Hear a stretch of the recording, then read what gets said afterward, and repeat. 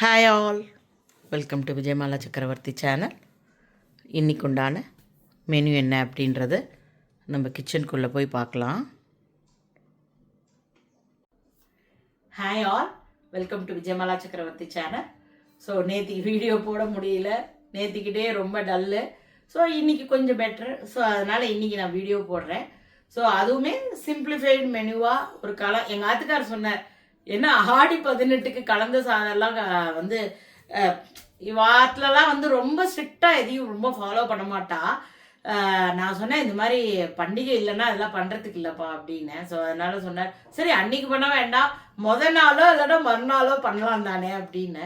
சரி அதனால என்ன அப்படின்ட்டு இன்னைக்கு நான் வந்து கொஞ்சம் கலந்த சாதம், பட் நாட்டு அந்த மாதிரி அவியல் அந்த மாதிரிலாம் பண்ண போகிறது கிடையாது. ஒரு சிம்பிளிஃபைடாக இந்த ஊர் ஸ்டைலில் வந்து காம்பினேஷன் என்னவோ அது மாதிரி உங்களுக்கு நான் பண்ணுறேன். உங்கள் எல்லாருக்கும் பிடிக்கும்னு நினைக்கிறேன். ஸோ ஒன்றும் பெரிய மெனுவெலாம் கிரேட்டாக இல்லை, பட் ஸ்டில் நல்லா இருக்கும் காம்பினேஷன். கண்டிப்பாக பாருங்க. அதே போல் இன்றைக்கி அந்த குக்கருக்கும் ஒரு ட்ரிக்கு ஒன்று நேற்றுக்கு யாரோ சஜஸ்ட் பண்ணதை நான் வந்து இம்ப்ளிமெண்ட் பண்ணியிருக்கேன். அது எப்படி வந்திருக்குன்றதையும் வீடியோவில் பாருங்க. உங்கள் எல்லாருக்குமே வீடியோ பிடிச்சிருந்தா தயவுசெய்து வீடியோவை லைக் பண்ணிட்டு பாருங்க. கூடிய சீக்கிரம் நிறைய பேர் என்கிட்ட கேட்டிருந்தேன், இந்த மாதிரி உங்களுடைய சர்ஜரியோட அந்த ப்ராசஸ் அந்த எவ்வளோ செலவாச்சு, அதுக்கப்புறம் ரெக்கவரி, எந்த ஹாஸ்பிட்டல், இந்த மாதிரி சில கொஸ்டின்ஸ் எல்லாம் என்கிட்ட ஈவன் இன்ஸ்டாவில் கூட டிஎம்ல வந்தது எனக்கு. ஸோ கூடிய சீக்கிரம் அதை பற்றின டீட்டெயில்ஸ் வந்து போடுறேன். எனக்கு பயங்கர இன்சூரன்ஸ் ஃப்ளாப் ஆச்சு, அதோடைய பேட் எக்ஸ்பீரியன்ஸையும் நான் உங்களோட ஷேர் பண்ணுறேன். அது வந்து என்னைக்கு பெட்டராக இருக்கோ அன்னைக்கு ஒரு நாள் நான் உட்காந்து அன்னைக்கு குக்கிங் போடாமல் ஒன்லி இந்த டீட்டெயிலை மட்டும் உங்களுக்கு சொல்கிறேன். ஸோ இன்னைக்கு உண்டான வீடியோக்கு போகலாம் வாங்கோ. ட்ரை பண்ணி பார்ப்போம் வழியறதா என்னன்னு. சூப்பர், இது மாதிரி வந்ததுன்னா I will be so happy. சொன்ன மாதிரி இந்த ரெண்டு காம்பினேஷனும் இந்த ஊரில் ரொம்ப காமன். ஸோ முதல் வேலையை நான் இன்றைக்கி சாதம் வைக்க போகிறேன். அன்றைக்கி எங்கள் ஆத்துக்கார் கேட்டார், வந்து ஆடி 18 பண்டிகை அன்றைக்கி தான் நீ கலந்த சாதம் பண்ணலையே, மற்ற நாளில் பண்ணலாம் தானே அப்படின்னாரு. சரி, டெய்லி குழம்பு கூட்டு சாம்பார் என்னமோ ஒன்று பண்ணிகிட்டே இருக்கோம். ஸோ இன்றைக்கி நம்ம ஏதாவது ஒரு கலந்த சாதம் பண்ணலாம் அப்படின்ட்டு தான். சிம்பிளிஃபைடாக பண்ணிக்கலாம், ரெகுலராக பண்ணுற அதே குழம்பு ரசம் சாம்பார் இப்படி எதுவும் வேண்டாம் அப்படின்ட்டு.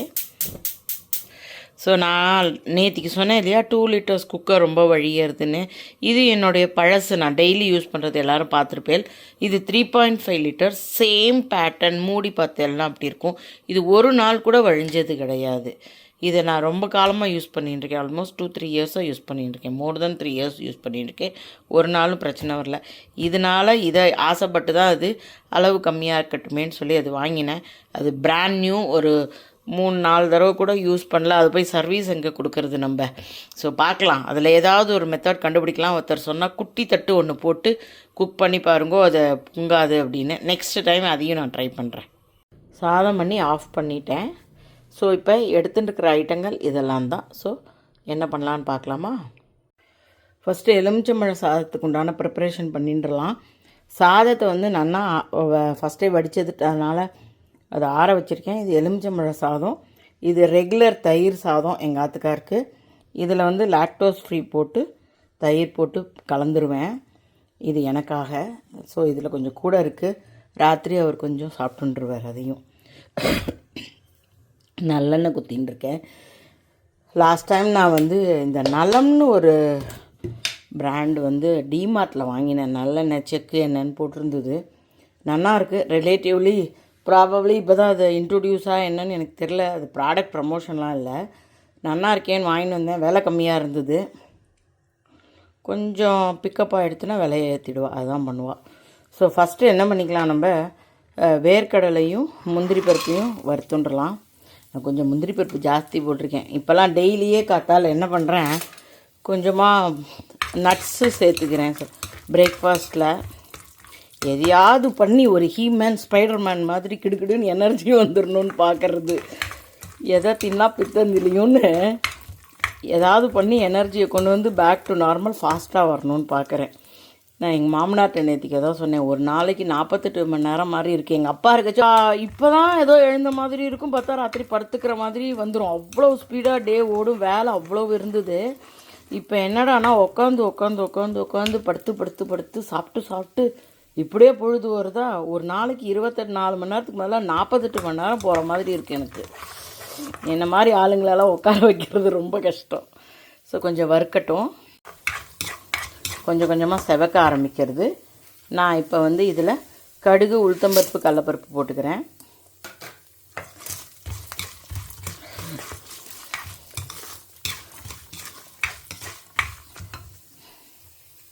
கொஞ்சம் கலர் செவந்து வரட்டும். பருப்புகளோட கலர்லாம் செவக்க ஆரம்பிச்சிடுது. கொஞ்சம் பெருங்காயம் போட்டுக்கிறேன். பச்சை மிளகா போட்டிருக்கேன். கருவேப்பிலை,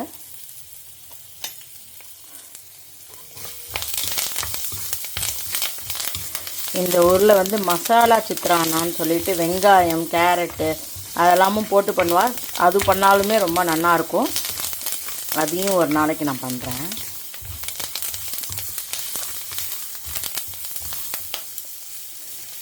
இதுக்கப்புறமா உப்பு, மஞ்சள் பொடி போட்டுடுறேன்.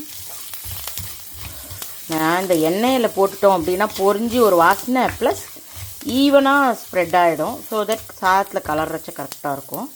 இப்போ நான் சாதத்தை போட்டுடுறேன். சாதம் கொஞ்சம் முன்னாடியே வடித்து வச்சுட்டு ஆற வச்சிட்டேன் அப்படின்னாக்கா நல்லாயிருக்கும். ஈவன் சில பேர் வந்து ஒரு சொட்டு எண்ணெய் குத்தி கூட பண்ணுவாள் ஒன்றுக்கு ஒன்று ஒட்டாமல் இருக்கிறதுக்கு. அதுவும் நல்ல ஐடியா தான்.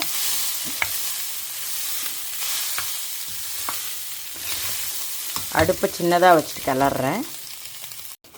ஸோ சாதத்தை ஓரளவுக்கு கிளறிட்டேன். ஒன்றா ஈவனாக ஆகிடுத்து. இப்போ நான் வந்து லெமன் ஜூஸை போட்டுட்டு ஒரு பரட்டிட்டு இம்மீடியட்டாக ஆஃப் பண்ணிவிடுவேன். ரொம்ப நேரம் பண்ணலாம் கசந்து போயிடும்.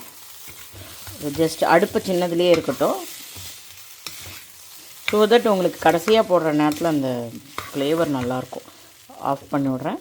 ஒரு தடவை கிளறிட்டு இந்த பாத்திரத்துக்கு ட்ரான்ஸ்ஃபர் பண்ணிட்டா எலுமிச்சம்பழ சாதம் ரெடி ஆகிடும். ஸோ இப்போ அந்த சின்ன குக்கரில் தான் பண்ண போகிறேன்.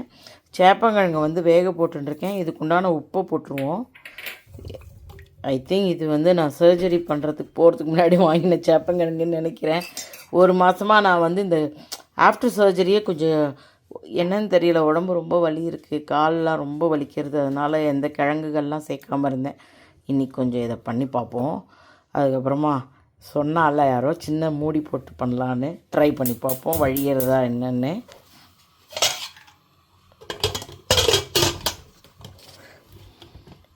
இதெல்லாம் கூட க்ளீன் பண்ணியிருக்கேன். சவுண்டு நல்லா வந்தது. தண்ணி வெளியில் கொட்டலை. கொஞ்சம் கூட பெரிய சவுண்டாகவே வந்தது. சூப்பர். இது மாதிரி வந்ததுன்னா I will be so happy. கொட்டலை, சத்தமும் நல்லா கிளியராக வந்தது. ஐ திங்க் அந்த தட்டு வேலை செய்கிறதுன்னு நினைக்கிறேன். இன்னொரு தடவை இன்னொரு நாள் ட்ரை பண்ணி பார்த்துட்டு கரெக்டாக இருந்தால் இதையே ஃபாலோ பண்ணிக்கலாம். Super. Thank you so much for the idea. So சேப்பங்கிழங்கு வேக வச்சு தோல் உரிச்சுண்டாச்சு. கடுகு, உளுத்தம்பருப்பு, கருவேப்பிலை, காரப்பொடி, மஞ்சப்பொடி, உப்பு, பெருங்காயம். ஸோ இதெல்லாம் அப்படியே ரோஸ்ட் பண்ணிவிட்டு உங்களுக்கு காமிச்சு விட்றேன். ஆல்ரெடி நிறையா தடவை இதை காமிச்சது தான்.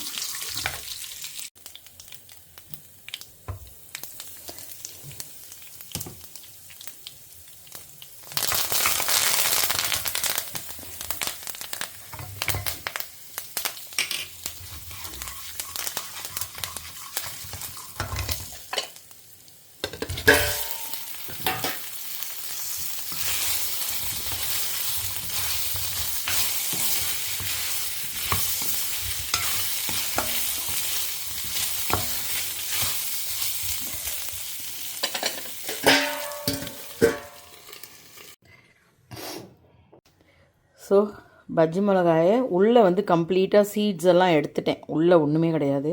அதுக்கப்புறமா பஜ்ஜி மாவு ஆஸ் யூஷுவல் கலந்து வச்சுருக்கேன். எண்ணெய் இது என்னமோ தெரில 2 நாளாக ஒரே மண்டக்குள்ளே ஓடிண்டே இருக்குது.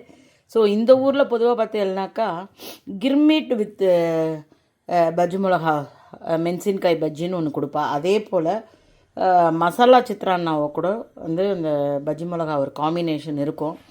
என்னமோ ஐ திங்க் நான் டிவியில் ஏதோ வீடியோ பார்த்தேன்னு நினைக்கிறேன். எனக்கு அது ரொம்ப 2-3 நாளாக மண்டக்குள்ளே ஓடின்னு இருந்தது. சரி இன்றைக்கி இந்த காம்பினேஷனில் பண்ணலாமே அப்படின்ட்டு தான் ட்ரை பண்ணேன். கடைகள்லாம் என்ன பண்ணுவா, நம்ம பஜ்ஜி பண்ணி முடிச்சுட்டு அதுக்கப்புறம் இந்த மாதிரி கட் பண்ணிவிட்டு உள்ளுக்குள்ளே கொத்தமல்லி, அதுக்கப்புறமா வெங்காயம் பொடி பொடியாக கட் பண்ணி உள்ளுக்குள்ளே வச்சு கொடுப்பா. அதுவும் எக்ஸலண்ட்டாக இருக்கும் டேஸ்ட். எங்கள் ஆத்துக்காருக்கு அப்படி இருந்தால் ரொம்ப பிடிக்கும் மிளகா பஜ்ஜி. எண்ணெய் சுட்டுருக்கு. நான் வந்து ரொம்ப உள்ளெல்லாம் மாவு இறங்குற மாதிரி பண்ணாமல் மேலே மட்டும் ஒட்டின்னு இருக்கிற மாதிரி பண்ண போகிறேன். ரொம்ப கடலை மாவு பண்ணாலும் வயிறு உப்புசமாயிடும்.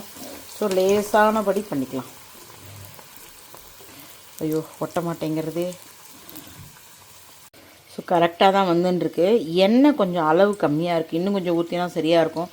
பட் திருப்பி அந்த ஒரு தடவை தான் நான் யூஸ் பண்ணுவேன், கொட்டிடுவேன் வேறு. ஸோ அதனால் இதே எண்ணெயிலே அப்படியே மேனேஜ் பண்ணி பொரிச்சிடலாம். இன்னும் 2 பீஸ் இருக்குது, அதையும் கம்ப்ளீட்டாக பொரிச்சிட்டு காமிச்சிடுறேன்.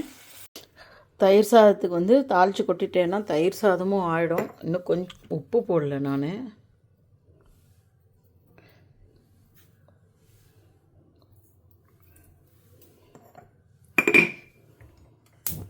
இதுக்கு தாளித்து கொட்டிட்டு அப்படியே காமிச்சிடுறேன்.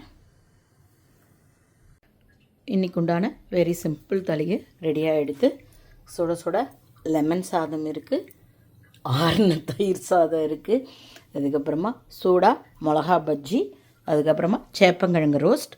ஆக்சுவலாக அதான் நான் சொன்ன மாதிரி இந்த 2 காம்பினேஷனும் இந்த ஊரில் ரொம்ப காமன். அதே போல் roast with thayir sadam out of the world combination. உங்கள் எல்லாருக்கும் பிடிக்கும்னு நினைக்கிறேன்.